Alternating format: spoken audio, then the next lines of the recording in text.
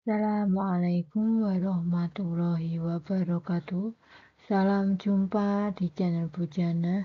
Pada kesempatan ini, Bu akan mengajak anak-anak untuk membahas soal-soal di buku bait interaktif Intan Pariwara Geografi untuk SMA kelas 11A ya semester 1, yaitu bab 1 berkaitan dengan posisi strategis dan potensi wilayah Indonesia. Tepatnya asesmen 1 yang berada di halaman 15 sampai 18 bagian A dan B. Langsung saja kita menuju ke soal yang nomor 1. Perhatikan letak wilayah Indonesia berikut ini. Pertanyaannya, keuntungan Indonesia berdasarkan letak wilayah tersebut adalah titik-titik. Nah, gambar pada soal ini ya menunjukkan letak geografis Indonesia yang berada di antara benua Asia dan Australia. Nah, saya ulangi ya, ini geografis yang Indonesia itu berada di antara benua Asia dan Australia, serta di antara Samudra Hindia dan Samudra Pasifik, begitu ya. Letak geografi Indonesia sangat strategis karena berada pada jalur silang pelayaran dunia. Oleh karena itu, banyak kapal asing yang transit atau singgah di pelabuhan Indonesia sehingga meningkatkan pendapatan negara. Sehingga jawaban yang paling tepat yaitu yang B. Selanjutnya untuk soal nomor 2. Perhatikan pola pergerakan angin berikut ini ya, ini gambar arah angin. Pertanyaannya, angin tersebut berembus pada Oktober sampai April dari Asia ke Australia karena titik-titik ya. Gambar pada soal menunjukkan angin muson barat ya, angin muson barat itu gambarnya seperti ini. Akibat gerak semu matahari pada Oktober sampai April ya. Matahari berada di belahan bumi selatan ya. Kalau mata angin kan utara selatan begitu ya. Kondisi tersebut mengakibatkan daratan Australia menerima sinar matahari sangat tinggi. Akibatnya udara Australia relatif panas sehingga tekanan udara rendah. Sebaliknya udara di Asia, ya Asia itu berarti termasuk Indonesia, udara di Asia itu menjadi dingin ya dan bertekanan tinggi. Udara bertekanan tinggi ini mengalir ke arah Australia yang bertekanan rendah, begitu ya penjelasannya, sehingga jawaban yang paling tepat yaitu yang A. Intensitas penyinaran matahari di Australia lebih tinggi daripada Asia. Selanjutnya untuk soal nomor 3, perhatikan pernyataan-pernyataan berikut ini ada 5 pernyataan. Pertanyaannya, pernyataan tepat terkait musim di bumi ditunjukkan oleh angka. Ya, kita disuruh memilih yang paling tepat ya.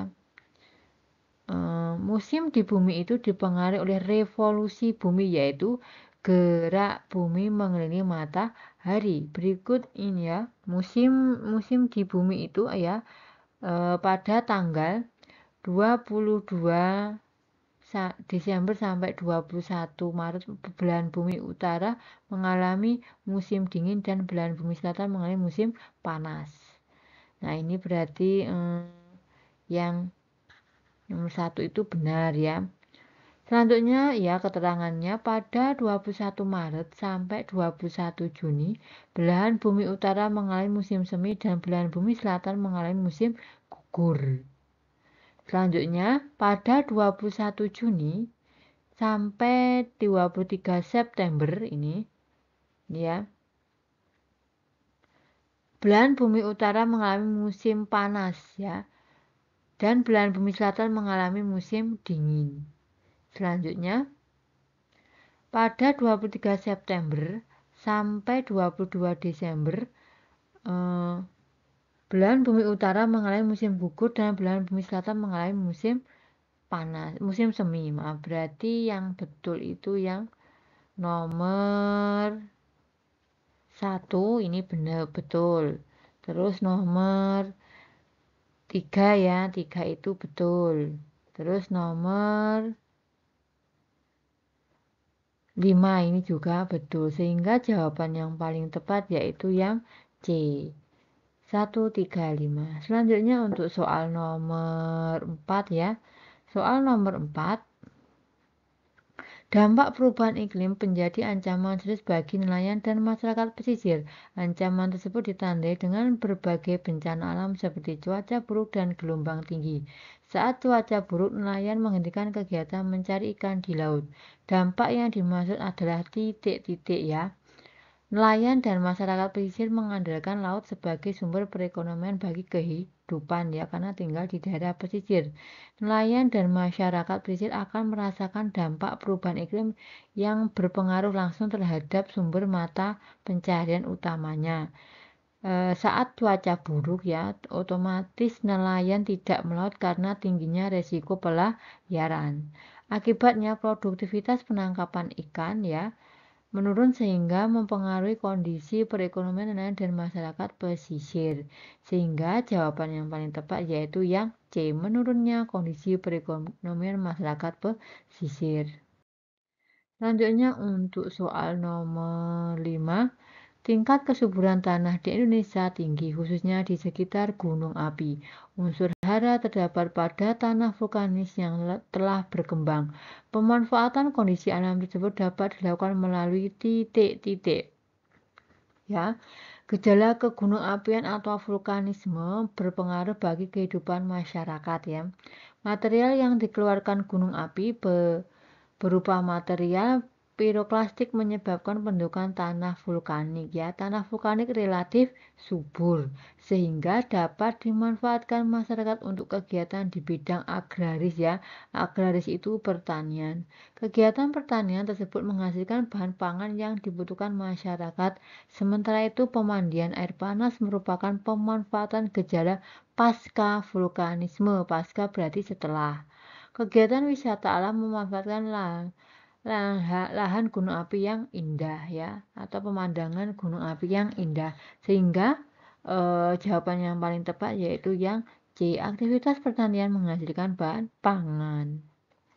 Selanjutnya untuk soal nomor 6. Perhatikan gambar berikut, ini ada gambarnya ya.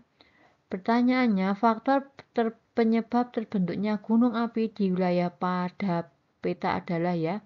Peta pada soal ini menunjukkan deretan gunung di wilayah Sumatera dan Jawa ini ya, segitiga ini. Wilayah pesisir barat Sumatera hingga selatan Jawa merupakan zona pertemuan antara lempeng benua, yaitu Eurasia dan lempeng samudra Indo-Australia yang bergerak saling mendekat. Pertemuan antara lempeng benua dan lempeng samudra membentuk zona subduksi yang mengakibatkan lempeng samudra meleleh menjadi magma. Magma tersebut naik ke permukaan bumi melalui rekahan batuan menjadi gunung api. Sehingga ya, jawaban yang paling tepat yaitu yang E. Gerakan lempeng samudra yang menyusul ke bawah lempeng benua. Selanjutnya untuk soal nomor 7 ya. Soal nomor 7. Fenomena akhir-akhir ini menunjukkan musim hujan dan kemarau di Indonesia tidak sesuai dengan arah angin monsun. Fenomena ini disebut sebagai anomali musim. Menurut Badan Meteorologi, Klimatologi, dan Geofisika (BMKG), fenomena ini terjadi karena Indonesia merupakan negara maritim dengan ciri musim sangat dipengaruhi oleh 2 samudra besar. Ya. Arya membaca informasi di atas. Ia mendiskusikan dengan Rani. Menurut Arya, posisi lintang sudah tidak relevan lagi untuk memprediksi musim di Indonesia. Rani tidak setuju dengan pernyataan Arya. Apa alasannya ya? Yang ditanyakan adalah alasan dari Rani ya. Seperti yang kita ketahui ya, musim di Indonesia dipengaruhi letak lintang dan letak geografisnya. Letak lintang berpengaruh terhadap intensitas penyinaran matahari dan curah hujan yang merupakan faktor penentu musim. Sementara itu letak geografis juga berperan dalam mempengaruhi musim di Indonesia. Indonesia terletak di dekat Samudra Pasifik. Perubahan suhu di Samudra Pasifik berpengaruh terhadap musim di Indonesia. Sebagai contoh, Indonesia akan mengalami musim hujan lebih lama dari biasanya apabila suhu di Samudra Pasifik mengalami penurunan. Fenomena tersebut dikenal dengan La Nina ya. Sementara itu fenomena meningkatnya suhu di Samudra Pasifik sehingga Indonesia mengalami musim kemarau lebih panjang dari biasanya dengan dikenal dengan El Nino ya. Sehingga jawaban yang paling tepat yaitu yang C ya. Musim di Indonesia tidak hanya dipengaruhi letak lintangnya tetapi juga letak geografisnya. Jadi tidak sekedar letak lintangnya tetapi letak geografi itu juga mempengaruhi. Nomor 8, perhatikan gambar berikut ini. Pengaruh kondisi geologis tersebut bagi wilayah Indonesia adalah titik-titik. Ya, gambar pada soal ini ya menunjukkan wilayah Indonesia yang berada dalam kawasan cincin api Pasifik ya, ini tanda merah ini.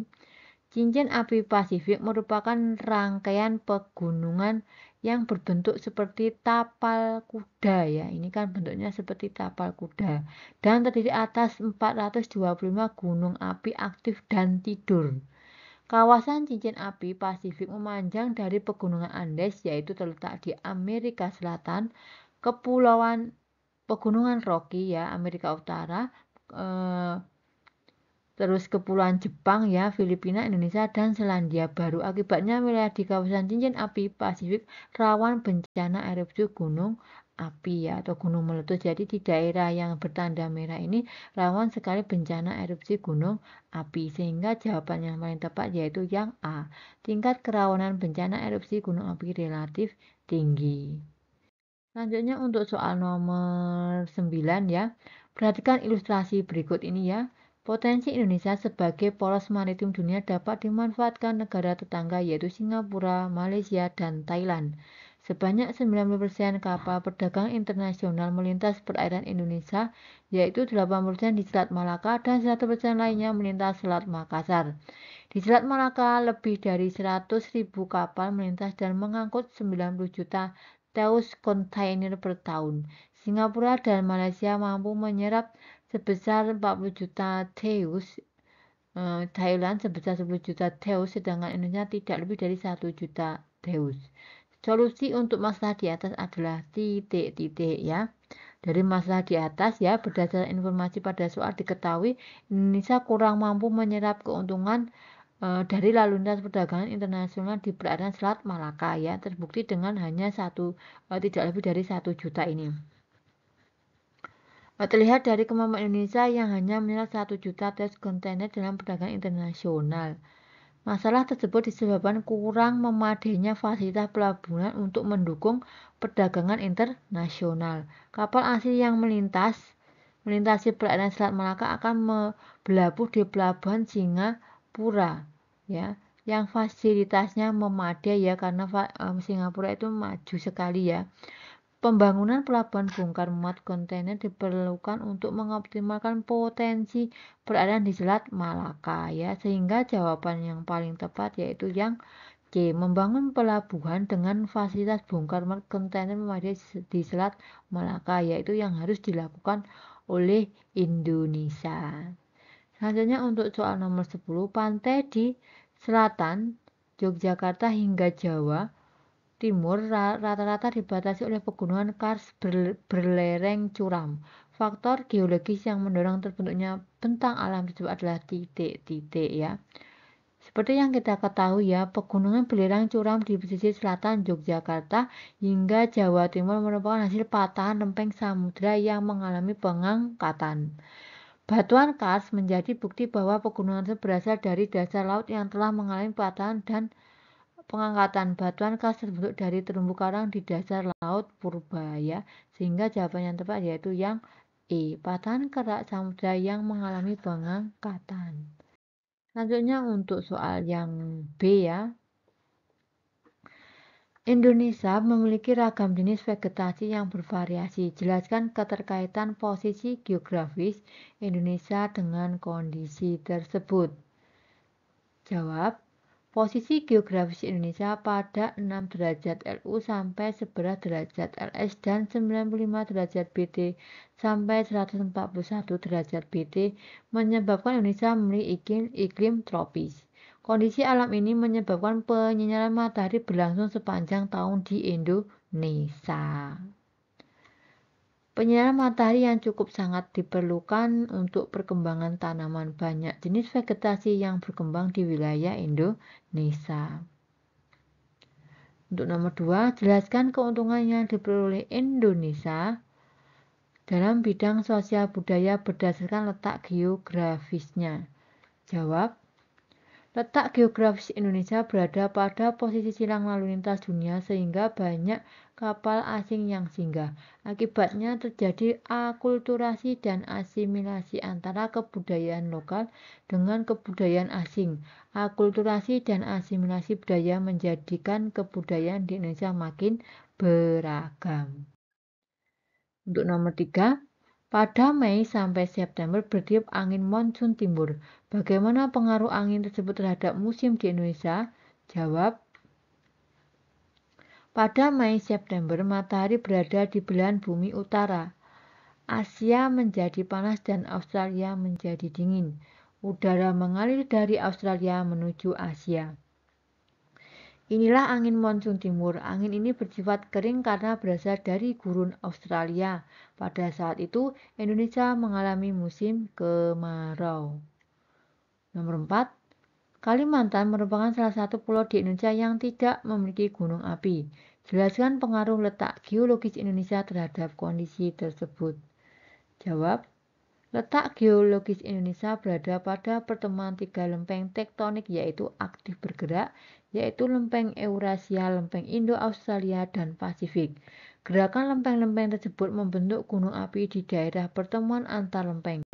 Pulau Kalimantan berada di tengah lempeng Eurasia. Wilayah Kalimantan tidak terpengaruh oleh aktivitas geologi yang dapat membentuk gunung api. Oleh karena kondisi tersebut, tingkat kerawanan bencana gempa di bumi Kalimantan juga relatif rendah. Terakhir, soal nomor 5. Bagaimana pengaruh kondisi geologis terhadap potensi pertambangan di Indonesia? Jawab. Berbagai aktivitas geologi menghasilkan barang tambang logam dan mineral bernilai ekonomis tinggi. Selain itu, gerakan lempeng tektonik seperti patahan dan lipatan dapat mengangkat barang tambang dari dalam bumi hingga mencapai dekat permukaan bumi. Oleh karena itu, aktivitas pertambangan berkembang pesat di Indonesia. Demikian pembahasan untuk asesmen 1. Semoga bermanfaat. Terima kasih. Wassalamualaikum warahmatullahi wabarakatuh.